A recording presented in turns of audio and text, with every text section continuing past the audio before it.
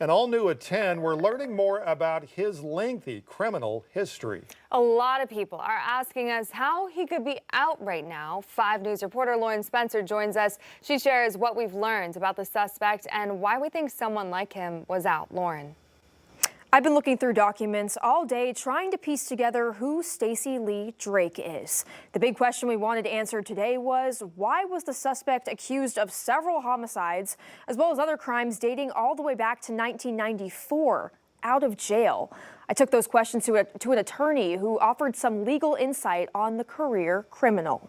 It's pretty tragic that this occurred, but at the same time, not surprising. Adam Rose is a criminal defense attorney, not involved with Drake. Typically, when there's escalation over time or career criminals and those types of things, these kind of events sometimes are inevitable. Back in 1994, Drake was convicted of armed robbery. Then fast forward to 2003, he was convicted of a burglary charge, both in Arizona. Next, in 2010, he pled guilty to charges stemming from a carjacking in Alabama. This is when a judge sentenced him to 22 years in prison, which would have put him in jail until about 2032.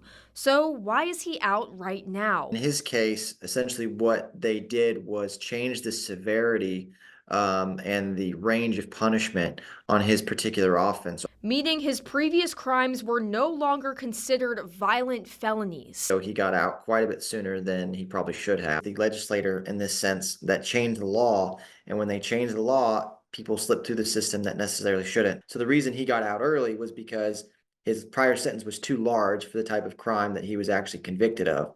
And so they had to modify that down to actually reflect the new law and the new range of punishment, which was significantly lower than what he was originally sentenced to. In the years following Drake's resentencing, records show he was in and out of custody for various crimes, including violating probation. That stood out in Drake's criminal history to Rose. Parole office is overbooked and they're overworked. They can't hold someone for super long, so they'll do a 90-day parole hold, but after that hold's over, they're allowed to go free, which also may have been one of the circumstances, and in his case, was the length of the PV hold. Drake was arrested in March 2022 for robbery during the 2010 carjacking. As part of a plea deal in that case, he was sentenced to 3 years of unsupervised probation, which also stood out to Rose. Why he was given unsupervised probation when he was essentially a career criminal was pretty shocking. I think, frankly, that was a lack of communication.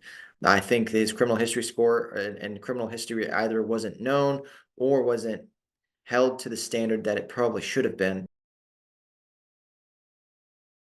One question we don't have is, when was Drake released from prison? We asked OSBI and they wouldn't answer the question, saying the investigation is still ongoing.